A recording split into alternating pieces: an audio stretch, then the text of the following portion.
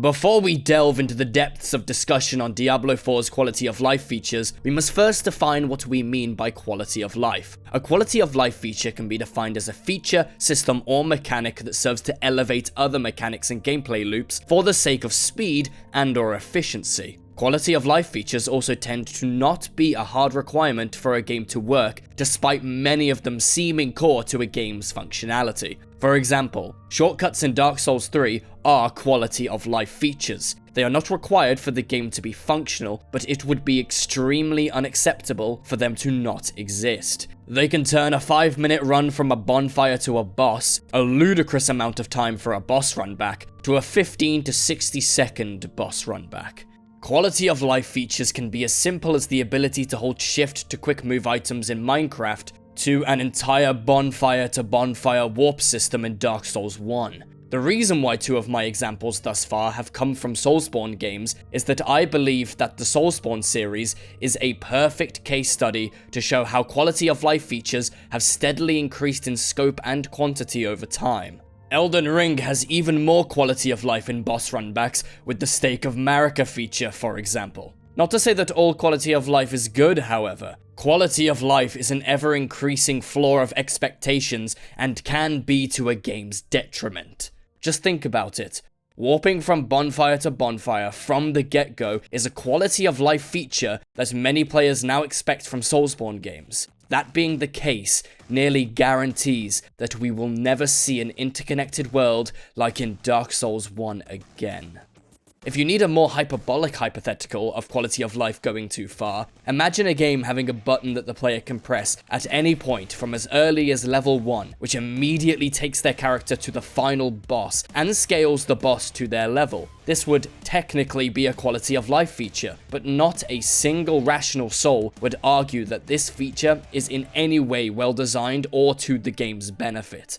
Because of quality of life having this ever-increasing floor and ill-defined ceiling, decisions on quality of life features from the perspective of a developer have become increasingly difficult to make. This is not an excuse, however. It is good that we gamers have ever-increasing standards in a world with ever-increasing prices and monetization. So how does Diablo 4 fare in this regard? And yes, there is a chance that many of the issues I mention may gain quality of life in the future, but that does not change my stance. The game shouldn't have been released with all of these issues in the first place. If there were only a few hard to find issues, then that'd be fine. But loading every fucking player's stash tabs? Really, Blizzard? Having said this though, I will start off with the praise. Diablo 4 is not completely devoid of quality of life, so let me begin with the aspects I think that it does well. It is handy that the player can interact with certain NPCs, waypoints, and other objects while still on their horse. This is a tiny little feature that is very appreciated, as having to dismount to interact would be needlessly tedious. Some altars of Lilith are placed in a way that the horse struggles to path towards though, but that is an overall small gripe of an overall great addition. I do have a lot to say about the horse in the later sections though, and those comments shall not be as favourable. The existence, functionality, and placement of waypoints are another fantastic quality of life feature. Having the waypoints in Diablo 4's open world as fast travel locations works well for many reasons. The first question we have to ask is, why waypoints over a fast travel system like in Skyrim, where any location can be fast traveled to once it is discovered? For Diablo 4, I believe that the ability to fast travel to any location would have been a case of too much quality of life. At the very least, before nightmare dungeons become available, waypoints are the only fast travel destinations and are spaced out from each other and other points of interest quite evenly, which allows the player to interact with all the various open world aspects. If the player could fast travel anywhere, then there would be far less incentive to have open world content like cellars and events. The need for travel also allows the devs to fill that time with options for the player. The player can choose whether they book it straight to where they want to go, or they can get sidetracked with all the different activities to take part in, making the open world aspect of Diablo 4 more compelling. Right-click for the most common quick actions in inventory, stash, and merchants is a very simple and convenient UI decision. Most games opt for the shift or control click option, and fewer buttons is always a win. Transmog being simple to acquire and change at any time via a wardrobe is something I haven't heard many people talk about. It is the most robust transmog system that I have personally seen in any game which has transmog as a mechanic. To be fair, with how much modern gamers talk about the cosmetic microtransactions in Diablo 4, I was really not expecting any kind of free transmog at all. It took me by surprise when I first saw it. I appreciate the inclusion and the ease of use. And now we move on to the negatives. I did mention that there were quite few positives. However, to begin the discussion on what I think Diablo 4 does poorly, it is important to introduce another element to the discussion. We live in an era where every game is fighting for your attention and wallet. Thus, it would be remiss of me to not mention and use Diablo 4's contemporaries as examples, especially when those games succeed in areas where Diablo 4 fails. Enter Path of Exile, of which I have successfully beaten the tutorial.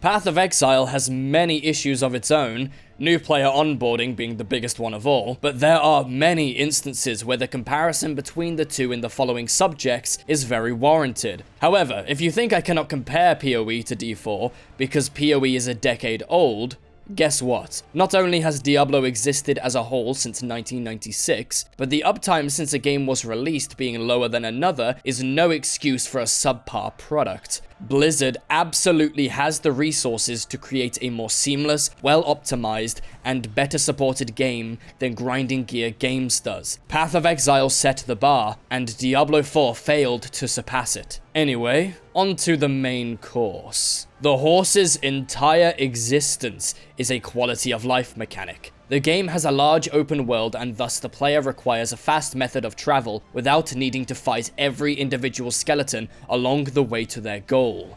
A mount is a good choice because of how well it can contextualize faster movement speed and, for Blizzard, can be another method of selling cosmetics. The horse generally works for the most part, but I do have several gripes with it that mostly come down to its limitations. The cooldown on the horse's sprint is strange. The 3 charges it has does make it less of an issue, as the locations that one would be traveling to will generally be reachable before the player runs out of gallop charges. Where it is noticeable though, is on new characters that have yet to discover the majority of the waypoints, and also during exploration, where one does not have a set destination. It is obvious to me why the devs implemented this.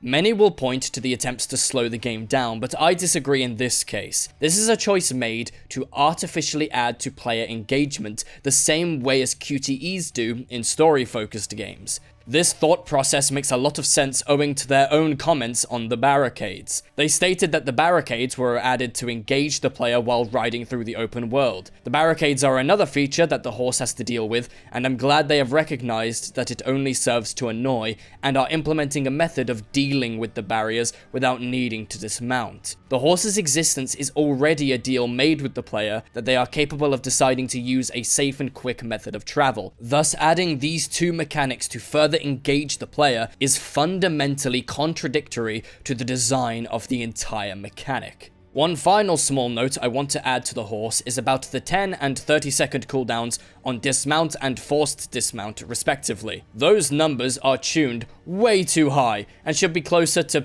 2 for dismount and 10 for forced dismount, if at all. Stash tabs are another feature that has been talked about by the community to hell and back. Stash tabs are an extension of the player's inventory as a method of storing items outside of the player's character. A stash is a staple for games like this to aid the player with inventory management, along with many other various features. For example, stash tabs are used to price items for sale in Path of Exile. The stash in Diablo 4 works for its intended purpose, but for more hardcore players, tends to fill up extremely quickly. The reason for this is that the player only has 5 total stash tabs. The reasoning given by Blizzard is profoundly idiotic and an embarrassment to the company and software developers everywhere. Giving the player infinite stash tabs is not the answer, and paying real money for them would be unacceptable in a $70 game. So what is the answer then? The answer is to give the player a gem tab, a nightmare sigil tab, and maybe 7 or 8 tabs for any other items of their choosing. We still want to restrict the player somewhat, but right now it is far too limited. But tab count isn't the only issue with the stash. Oh no, there are other issues too. the biggest of which is the lack of a search function. The stash is a part of the game where comparisons to Path of Exile are the most warranted. Owing to the player's ability to purchase stash tabs in PoE, the devs of that game had to make sure that the stash is airtight with quality of life. This is their revenue stream after all. The stash in Path of Exile is the blueprint for how the stash ought to be in Diablo 4 for the most part. This includes the aforementioned search functionality and perhaps tab affinities. With only 5 stash tabs, tab affinities are not a massive need, but the way I see it, there's no reason not to have them, especially if they want to continue to increase the tab count in Diablo 4. Affinities in Path of Exile is an auto-sort feature that the player can add to their tabs to auto-place items from their inventory into the correct tabs when they quick move the items. This ultimately saves the player time in their stash, which is the biggest reason for a feature like this. Sorting out your stash and inventory isn't exactly riveting gameplay, so any kind of feature to speed this up is definitely warranted. They already decreased XP gain. I need more time in dungeons and less in towns. That's a point actually. Towns. The locations to visit in the towns are very spread out.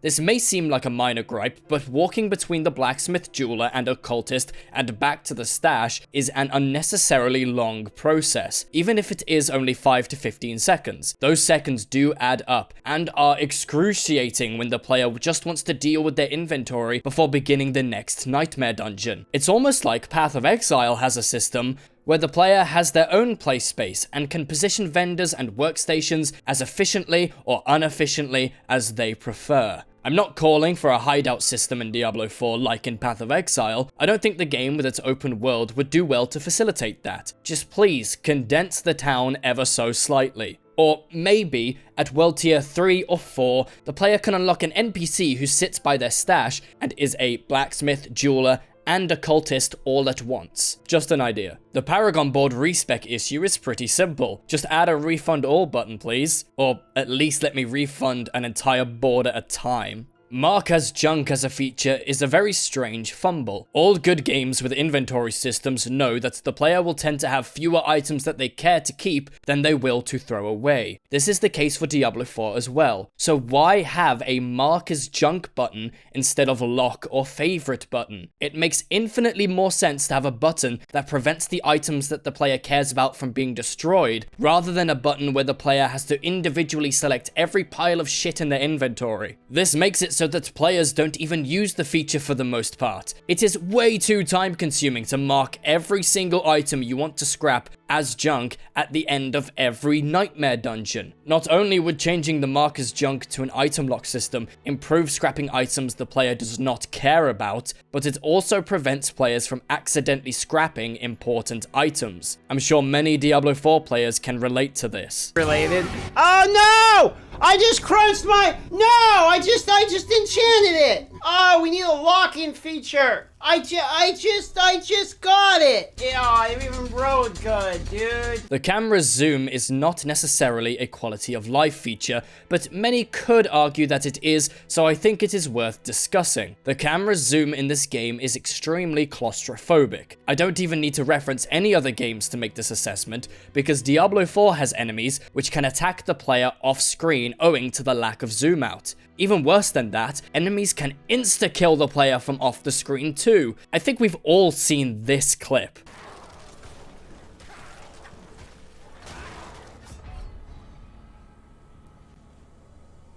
Alright, I should have dodged. The mechanics are dog shit.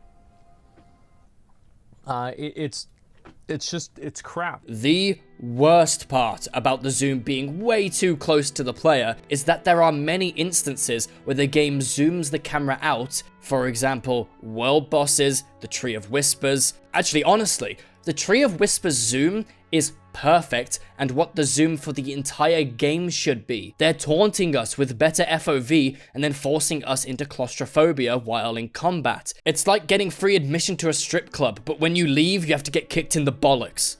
And the final topic I shall touch on during this video is a feature that could have been the glue that holds the community of Diablo 4 together, but instead, it is a shell of a fragment of an idea of a system that fails at even the most basic use case. I am, of course, talking about trading. It might as well not exist. Path of Exile's greatest strength is its trading and economy.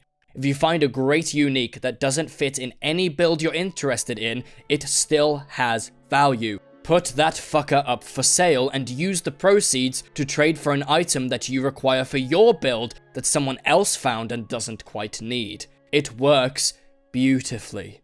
All of this is aided by a trade website that automatically shows listings around the globe, with many ways to sort and filter, along with precautionary mechanics added to prevent scammers. Diablo 4 requires a player to be in some kind of Discord or the Blizzard trade chat, given the other player is also online and on trade chat. They then have to friend the player on Battle.net if they saw an item listing somewhere other than the trade chat. They must then find each other on the map once they are in the same party to be able to initiate a trade. So it works, it's just so much of a hassle that players rarely partake in it.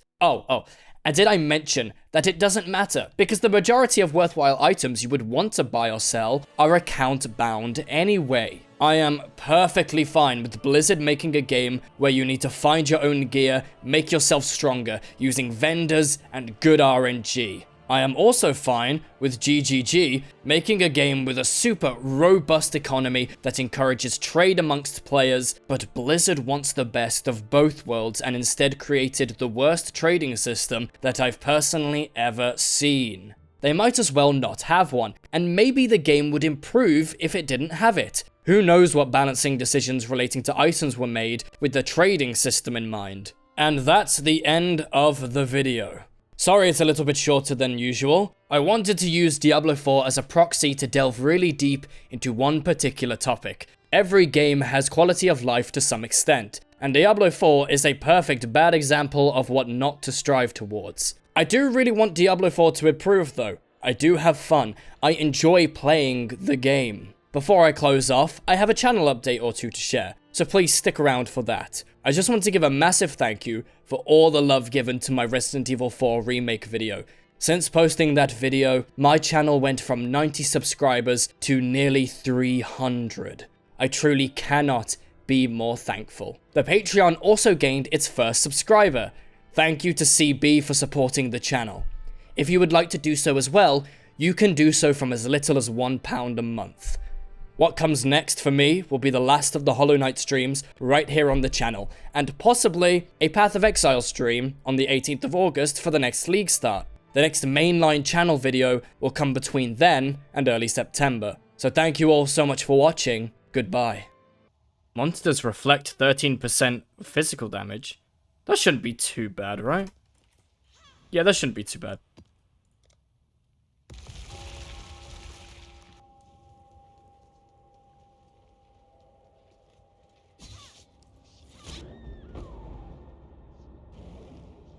Oh.